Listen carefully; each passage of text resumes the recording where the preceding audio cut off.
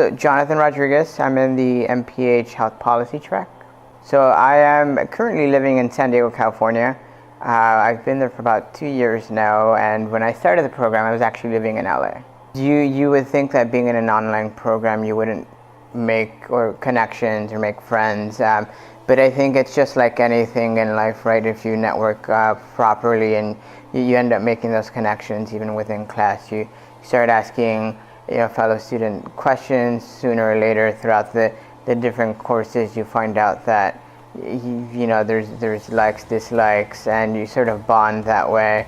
My current director she comes from a Trojan family, so during the interview process, I can't say that that's what got me in, but it was certainly a bonding opportunity where we sort of were able to let loose, and it sort of made me comfortable. We were able to bond around the fact that we were both Trojans. So that was very helpful.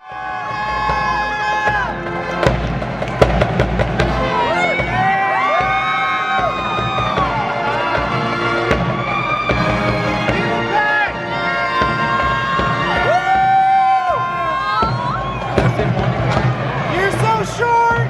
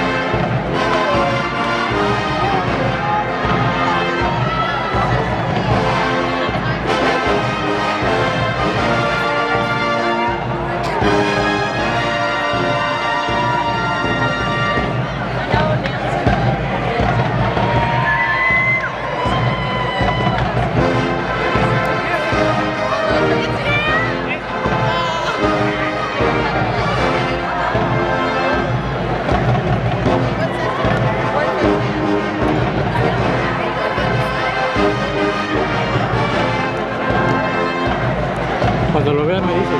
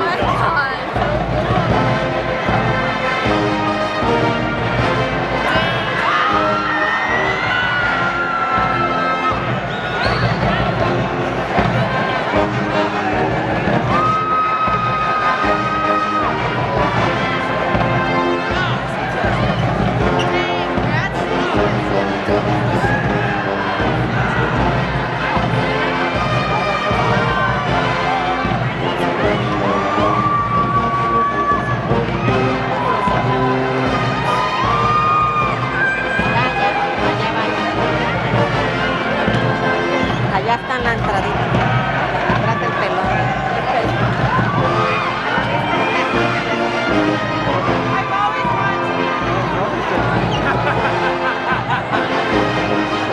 ¿Sí lo viste? Allá. Oh. Hasta allá. Se me hace que le va a tocar para ella.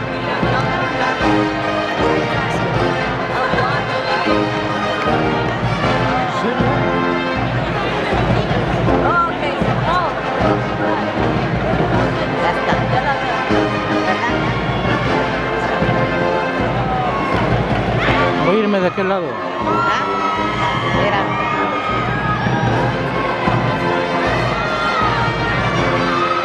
¿Va a estar de aquel lado?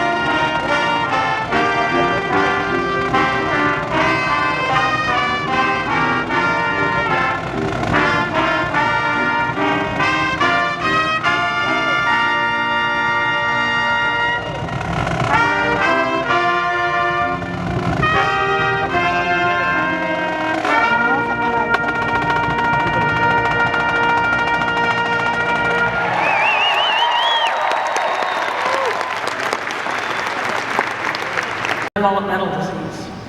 Prior to coming to USC, he directed the World Health Organization Regional Environmental Health Center for Latin America and the Caribbean. Dr. McConnell is a member of EPA's Clean Air Scientific Advisory Committee Particulate Matter Panel, and is a fellow of the American Association for the Advancement of Science. Thank you, Dr. McConnell, for your participation today as Grand Marshal. I'd also like to acknowledge with gratitude our faculty for their dedication to teaching, research, and scholarship, and thank them for their participation in today's ceremony.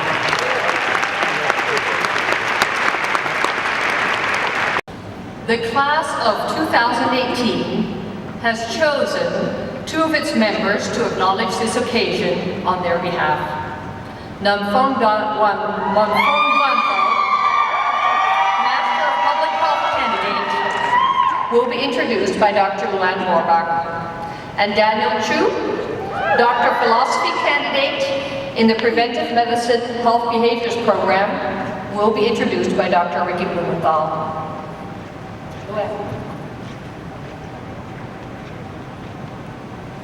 Great pleasure to introduce our first student speaker, Nam Pung Dwambo. Nam began the USC Master of Public Health program last year after earning a Bachelor of Science degree in Human Biology at UC San Diego. Nam's MPH studies have concentrated on biostatistics and epidemiology, and she has contributed to research on the health of Vietnamese women, the cost-effectiveness of treatment for neonates with brain disorders, and the causes of asthma. As the daughter of Vietnamese immigrants, Nam brings a strong sense of family values and community to her work. She is highly motivated to give back to her community, which I fully expect to see her do throughout her life, as a researcher and one day a primary care physician. Please join me in welcoming Nam Pung Dwambo.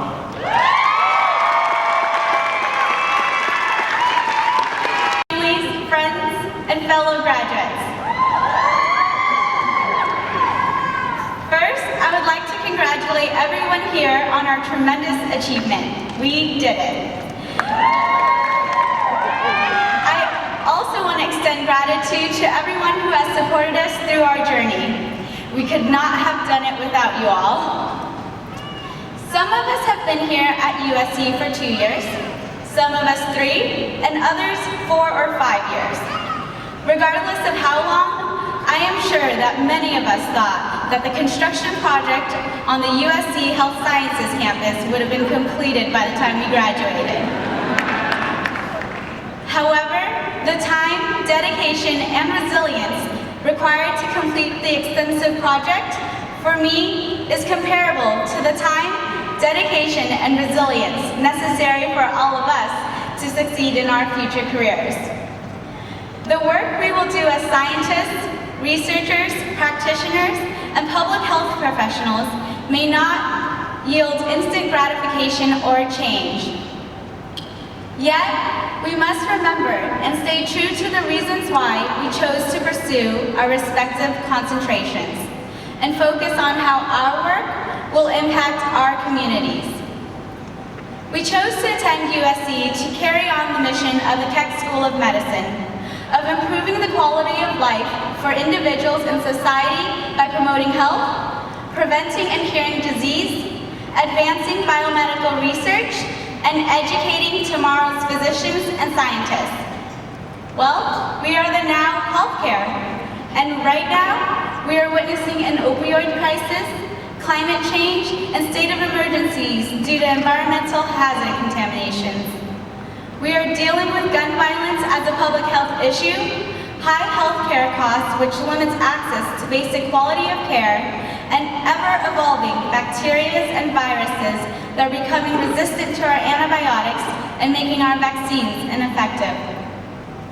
From the censoring of the CDC and government science going rogue, we are at the crux of making change, while simultaneously advocating for human, environmental, and health equity. Our specific areas of studies are no longer confined to our specific degree. We must allow for multidisciplinary interaction and collaboration to ensure health equity for all people.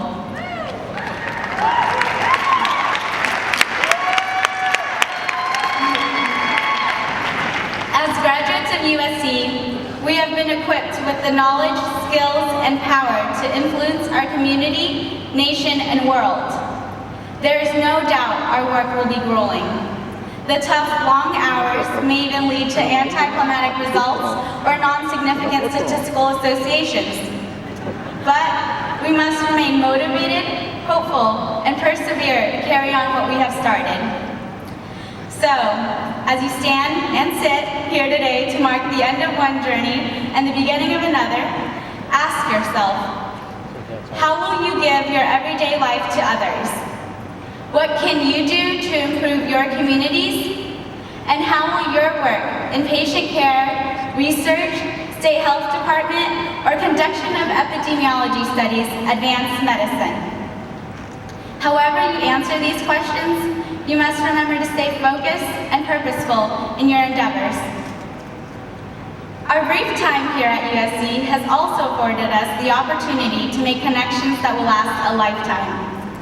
Whether it is your colleagues, professors, mentors, or even Harold, the traffic guard who stands on the corner of St. Paul.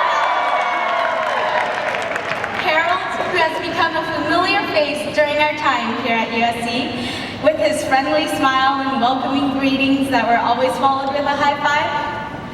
Harold, whom like many other people that we have encountered, has in some ways positively contributed to our overall experience. Our futures are now interconnected. We will always have a fellow Trojan to reach out to, whether for a job opportunity, building partnerships, or tailgating at the next USC football game. We are Trojans. We are scientists, researchers, practitioners, and public health professionals. We are continually shaping our future and efforts to construct a world of dignity and health equity. We are Trojans now, we are Trojans forever. Thank you and congratulations, graduates.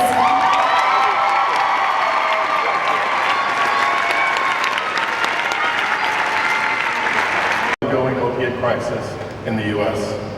Daniel has been the recipient of doctoral level fellowships, including 2 summer research grants and the 2015 USC Endowed Fellowship. Please join me in welcoming Daniel Chu.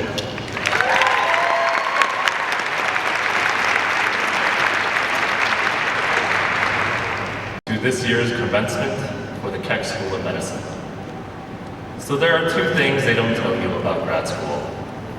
First, the final step to getting a degree is to fight hand-to-hand with a faculty member of your choice.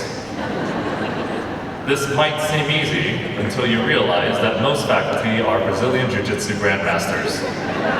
This is actually a requirement to attain tenure at most departments. Secondly, the most important lesson you get from grad school is learning to learn. To treat learning and education not as moments or events in your life, but to adopt them as perspectives, as lifestyles. Of course, everyone here worked hard for their degrees, and there is no downplaying of the accomplishments we are celebrating today. But I do hope that with the degree comes a new outlook and appreciation for learning and for the bettering of self and society. Because by approaching life as learners, we become humbler. We discover more about ourselves by realizing how much we know, and more importantly, in understanding how much we don't know. In turn, we seek understanding of others' experiences. We try to adopt different perspectives. We question our own assumptions and prejudices. We try to become informed. As a result, we become better people. And by learning to learn, we become different people. A long time ago, in the past, around the dawn of civilization, by which I mean 2011, the Soto Street building, the one with the gym, just opened and was brand new. I, at that time, was also a new student, freshly finished my master's and starting a doctoral program at that building here at USC. Now, the Soto building has started to show its age, and I too am a little bit older, but I am also new again. I have learned so much from my coursework, from my peers, from the faculty, and from the students I TA'd for, even from that one undergrad who provided 2 full paragraphs of angry, anonymous, and unconstructive feedback. I have learned so much that I cannot return to who I was before. Today, we are all new people who desire to learn, who desire to ask questions, to find answers, who seek to understand and improve the world, even if a little bit. Today, we should be proud to be new people, having learned so much. Yet I hope we also remain humble with a lifetime of learning ahead of us. This is a monumental task, and now is just the start. But everyone here has already proven themselves to be capable and should not doubt their abilities. The comedian Bill Murray once said, "Every pizza can be a personal pizza if you try hard and believe in yourself." Finally, good luck and fight on.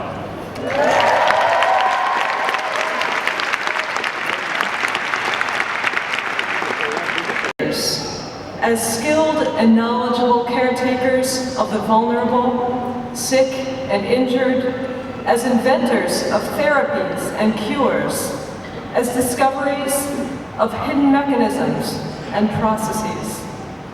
Today we honor them not only for their achievements, but for their choice of profession. The graduates before us have chosen to pursue work dedicated to understanding and bettering the human condition. For that, we commend them and wish them long, successful, and productive careers. I am a developmental social neuroscientist, a psychologist, and an educator. I study relationships, culture, and how our experiences shape both our biology and our thoughts and our feelings. As I was thinking about what I might like to say to this distinguished group of graduates today and their families and friends, I thought I would talk about the power of emotion. For centuries, Western philosophers have strived to describe learned and educated people as those for whom emotion plays no role in their intellect, for whom emotions are suppressed in the service of clear-headed thinking, for whom rationality rules. Unfortunately, what we've learned from neuroscience and from psychology and psychiatry over about the past 20 years or more is that in fact, rationality is an inherently emotional thought process. It is impossible to have meaningful thought, to have morality, to have purposefulness, to have innovation without emotion. Even today, we strive to separate emotion from reason, to distance our subjective perceptions of situations from our decision-making, and to clear our minds of emotions so that our thoughts can be justified and clean. I know this may frighten you, parents especially. I understand because I am myself a parent. But given everything we've learned about emotion and its power to steer the mind, I would urge you graduates to do the opposite.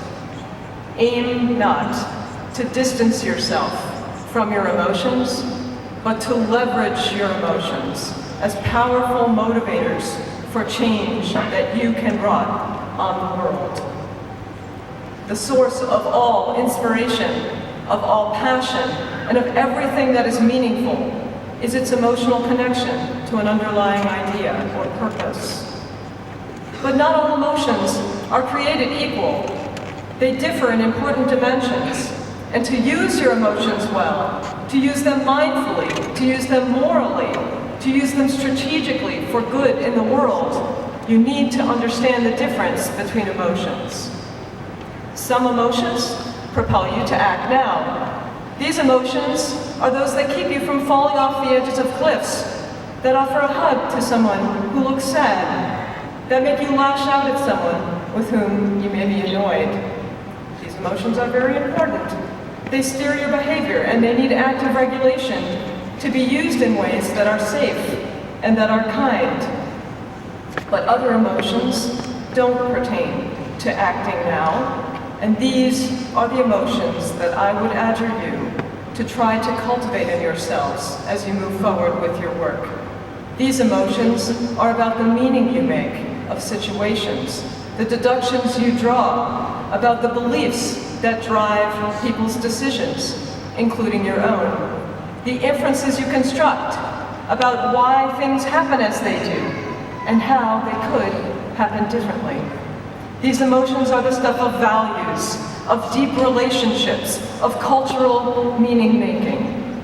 They are the emotions of possible futures, imagined worlds, innovations, discoveries, and of social justice and equality. My advice to you, if I can be so bold as to offer some, is that you learn to feel these emotions, and that everything you do and learn, you strive to put in their service.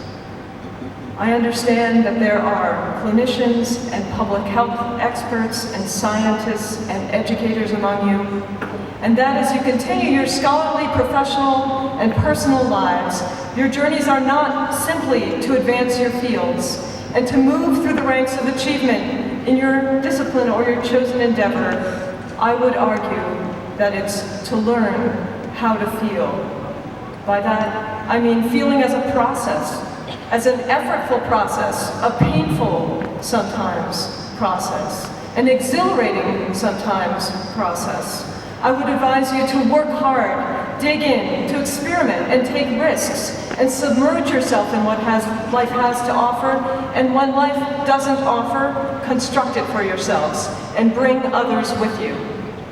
Through the power of the meaning you make of the actions that you undertake, and not simply through the power of the actions themselves, you can bring others with you, so that the world becomes a better place for your having been there. Because what matters, what divides good from evil, is how you feel. And I do not mean what you feel, I mean how. The process by which you evaluate and become aware, become conscious of your emotions and of the beliefs and the desires that are driving your and other people's actions. It's a process of learning to notice, learning to recognize the circumstances that call for action, even when those circumstances are not apparent at the surface. Learning to notice how your and others' actions impact others, or could impact others, if only you tried harder or more strategically. Learning to feel is a process by which your life and talents and skills take on meaning. In the neuroimaging lab, we've watched the amygdala light up when people react to stimuli we present, when people see things that cause them to have emotional reactions in response. And we've seen something else also, something that I would argue is infinitely more powerful to changing or sustaining the human condition, something that speaks profoundly to the power of emotion, to heighten consciousness, to activate visceral somatosensation. Emotions that are to do not with directly observable circumstances and actions, but with the values and beliefs and qualities of character and mind that undergird circumstances and actions. Emotions like inspiration, like awe, like compassion, like curiosity, like admiration for virtue. These emotions get their power not from the amygdala, not from that almond-shaped nucleus in your brain that fires to make you react in the moment, but instead from hijacking and repurposing the very same neurobiological systems that literally keep you alive. We even see medulla activation. Medulla is at the bottom of the brain, just above the spinal cord, as a part of the brain stem. We share the medulla with alligators. If you get damage in your medulla, your physiological homeostasis becomes dysregulated. You may stop breathing, your heart may stop beating, and you can die very rapidly. And when people are moved and inspired by the values that underlie circumstances and actions, we see activation in the medulla. Consistent, strong activation in a part of one's brain that is essential for autonomic regulation and consciousness, functions that make you feel more alive, more aware, more awake. Our physical survival and our social survival, I would argue at this late stage in our human evolution, are completely intertwined with one another. We are no longer just bodies. We are bodies with minds that conjure meaning. And it's in that process that we find the full power of education. It means that only through learning to feel compassion, inspiration, awe, emotions, all of them that involve deep connection with other people, with yourself, and deep connection with powerful ideas. Only through finding these emotions can you fully live.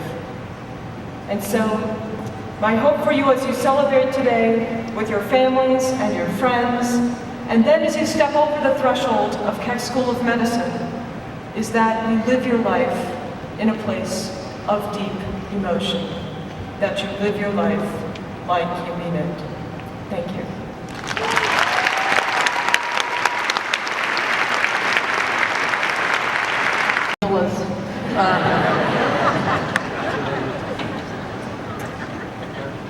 Well, okay.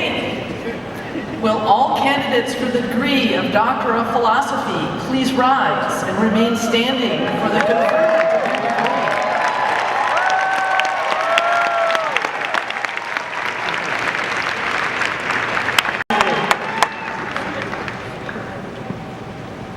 Will all the candidates for the degree Master of Public Health please rise and remain standing?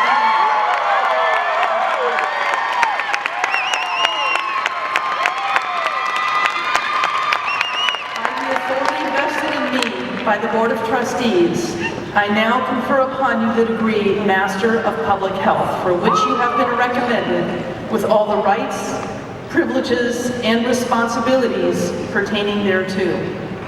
As evidence of this degree, you are presented with the diploma of the Keck School of Medicine of the University of Southern California signed and stamped with the seal of this university. Congratulations.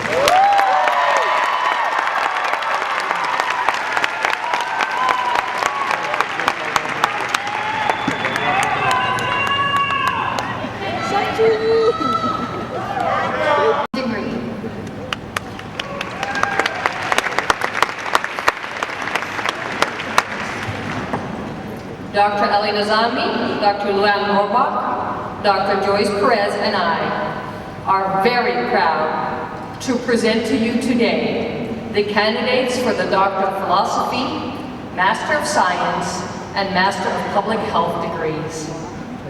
Each one of these individuals has made significant contributions to biomedical science, and we are tremendously proud of their accomplishments.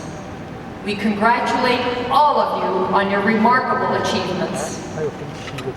Will the Doctor of Philosophy graduates rise and don your caps? As your name is called, approach the platform and proceed to be hooded. Then proceed across the stage to receive your degree. Stand up, stage left.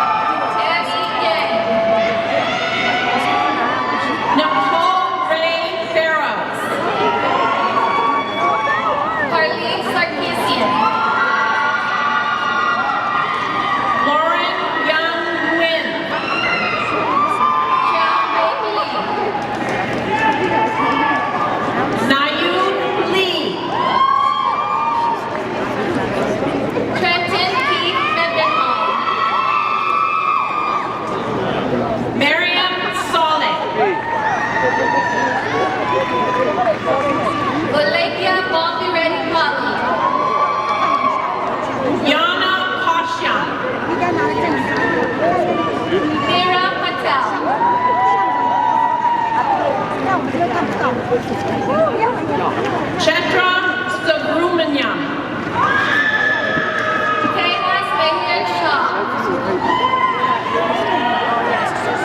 Melanie Top. Alexander Raju Mohan. Heidi Marie Bond. Aaron Sterling Taylor. John Joe Park. Hassan Khan. Anna Isabel Salas. Yusuf Iftikhar Malik. Lori Dawn Wallace. Alia Aisha Fadila Nur Fadila. April A. Kinninger. Cassidy Ann Ware. You guys have to sit down because Marie people behind Andrea you. Enriquez. Shannon Murphy Walker. Crystal F. Lopez. Florence Lee. Jonathan Rodriguez Roma. Joshua Khan. Tanya Marquez. Amy Lynn Blackburn. Atlanta Andrea Begay. Hannah Lynn Nicole Stewart. Alexandra Yvette Bowden. Kiara Roxana Mejia. Howard Wong. Amanda Ruth Rodell.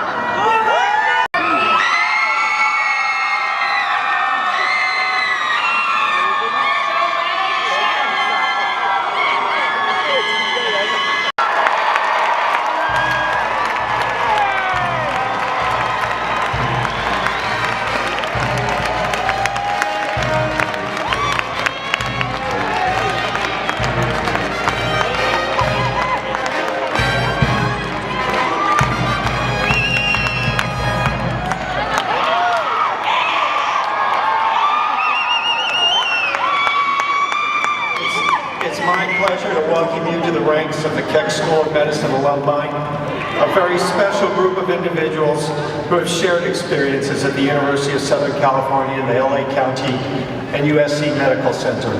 I'd also like to thank the many family members and friends who are here today to celebrate this momentous occasion.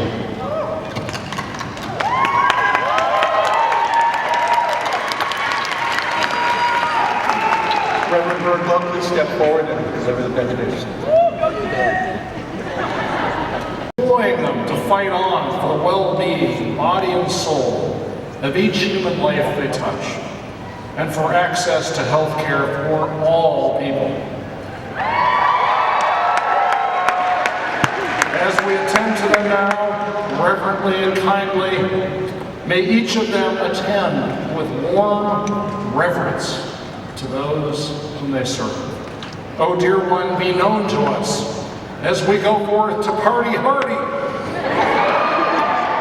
our hearts overflowing with the spirit of holy hallelujah. Amen.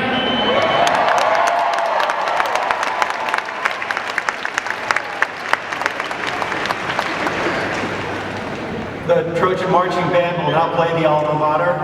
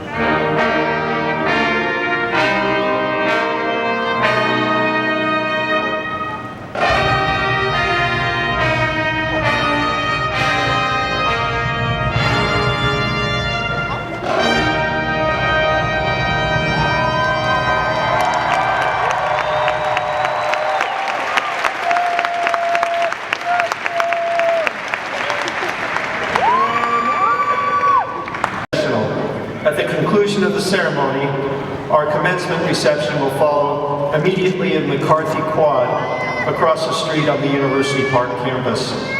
To get there, exit the Galen Center and proceed across Figueroa Street, down McCarthy Way to meet the graduates in McCarthy Quad. The University Park campus provides an ideal setting for photographs of the occasion that you will treasure, far more so than the chaos immediately outside of the Galen Center. So please don't stop there. Just keep going onto the campus. Which leads me to one final instruction to the students of the class of 2018. Please stay in the procession, down the aisle, out the center, across Figueroa to McCarthy Quad. Just follow the person in front of you and don't stop until you have refreshments in hand. Congratulations.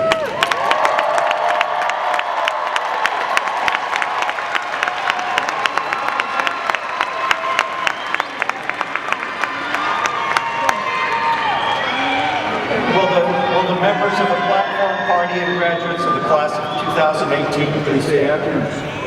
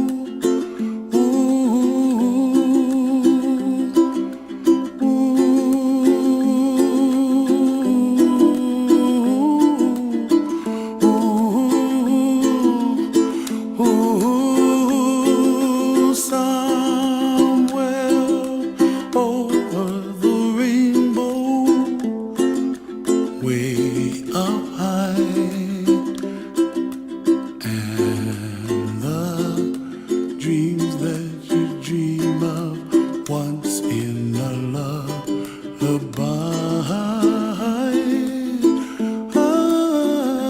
Oh, somewhere over the rainbow, bluebirds fly,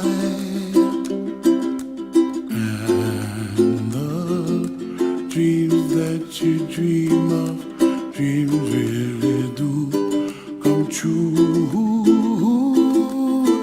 Ooh, someday you wish upon a star, wake up where the clouds are far behind. Be where trouble melts like lemon drops, high above the chimney top. That's where you find me. Oh, somewhere over the rainbow, bluebirds fly, and the dream that you dare to, oh why can't I? Oh, someday I wish upon a star, wake up where the clouds are far behind. Be where trouble melts like a lemon drops, high above the chimney top. That's where you find